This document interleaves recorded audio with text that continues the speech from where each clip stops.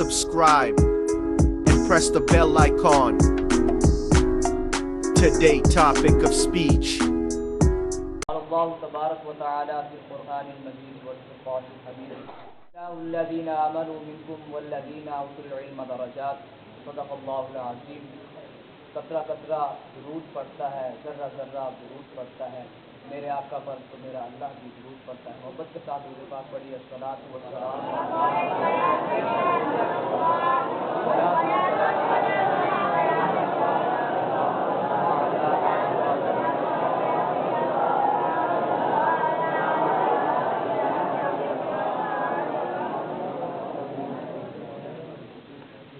حمد و ثنا کے بعد دعا ہے کہ مالک کریم مجھے حق اور سچ بیان کرنے کی توفیق عطا فرمائے اور ہم سب کو اس پر عمل کرنے کی توفیق. اللہ رب العزت نے قرآن پاک میں ارشاد فرمایا یرفع اللہ الذین آمنوا منکم والذین اوتوا العلم درجات.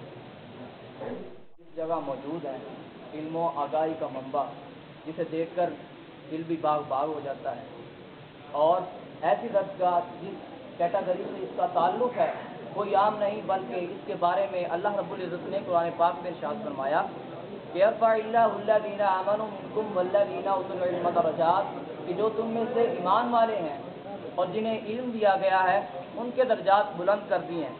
کسی اور علم کی تو بات ہی نہیں، بلکہ بات علم دین کی ہے کہ جس نے علم دین سیکھا ان کے درجات کو بلندی عطا فرما دی، اور اسی علم ہی کی بدولت انسان کو فرشتوں پر برتری حاصل. پاک میں سورہ بقرہ آیت نمبر 31 وعلم آدم الاسماء كلها ثم عرضهم على الملائکہ، کہ اللہ تعالیٰ نے فرشتوں کو تمام نام جب سکھلا دیے تو فرشتوں کو حضرت آدم علیہ السلام پر پیش کیا.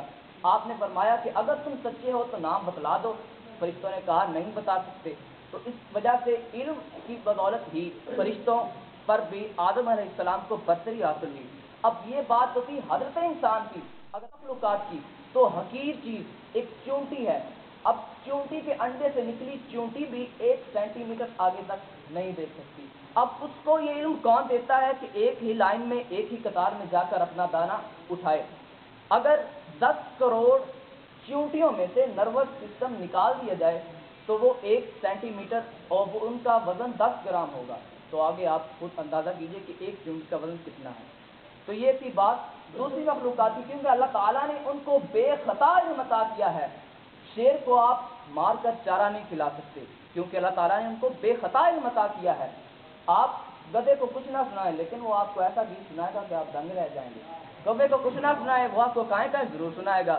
لیکن انسان یہ سیکھنے سے حاصل کرتا ہے. اللہ تعالیٰ نے ہمارے بارے میں ارشاد فرمایا کہ وَاللَّهُ أَخْرَجَكُم مِّن بُطُونِ أُمَّهَاتِكُم، کہ اللہ تعالیٰ نے تمہیں ماؤں کے پیٹوں سے نکالا اور تم کچھ نہیں جانتے تھے. تم کچھ نہیں جانتے تھے. انسان کو سیکھنے سے ہی علم حاصل ہوتا ہے. لیکن آج لوگوں کی سوچ منتشر ہو گئی. پہلے لوگوں کی سوچ یہ تھی کہ ہمارا بیٹا امام بخاری جیسا عالم بنے، ہمارا بیٹا امام بغدادی جیسا صوفی بنے. لیکن آج سوچ منتشر ہو گئی. لوگوں کی سوچ یہ ہے کہ فلاں اکثر جیسا، فلاں لونڈے جیسا میرا بیٹا بھی سیاسی لونڈا بنے. لیکن امام مالک موطا امام مالک میں فرماتے ہیں کہ پچھلی امت کی جو کامیابی و کامرانی تھی وہ اس امت کو اسی علم ہی کی بدولت نصیب ہو سکتی ہے جو انہوں نے علم حاصل کیا، اور وہ علم دین ہے. علم دین کہاں سے ملے گا؟ یہی وہ درسگاہیں ہیں جہاں سے علم و آگاہی کے چشمے پھوٹیں گے. آخری بات عرض کر کے اجازت کہ ایک طریقہ علم کو اپنے اندر سمونے کا، اپنے ذہنوں میں سمونے کا، وہ یہ کہ بعض کی یہ روش ہوتی ہے کہ یہ بھی پڑھ لیں، یہ بھی پڑھ لیں، یہ بھی لے لیں، یہ بھی لے لیں، ایک علم اکٹھا کرتے جائیں. لیکن بعض یہ ہوتے ہیں وہ ذرا سلیقے سے علم کو حاصل کرتے ہیں. کتاب کا جب مطالعہ کیا جائے تو اس کی مثال یوں سمجھیے کہ اگر ہم نے کپڑوں کو دھویا، کپڑوں کو دھو کر ہم نے جناب بیگ میں ویسے ہی یہ بھی ڈال دیا، یہ بھی ڈال دیا، اور جب اس کے برعکس ہم نے کپڑے دھوئے، اس کو اچھے سے پریس کیا، پریس کر کے ہم نے بیگ میں پہلے شلوار ڈالی، قمیض ڈالی، کوٹ ڈالا. ہمیں ضرورت پڑی اب شلوار کی یا قمیض کی، ہم نے وہ جناب شلوار نکالی یا قمیض نکالی، ضرورت کے ساتھ اب وہ ویسے ہی محفوظ ہے. اسی طرح اگر علم ہم جناب پہلے سموتے جائیں، اس کو ٹھونستے جائیں، ایک چیز دوسری چیز، ہمیں کوئی آیت کا مطالعہ کرنا ہے، ہمیں کوئی حدیث پاک کو تلاش کرنا ہے، ہم نے وہ حدیث پاک نکالی، اب اس میں وہ وزن اور طاقت موجود نہیں رہے گی.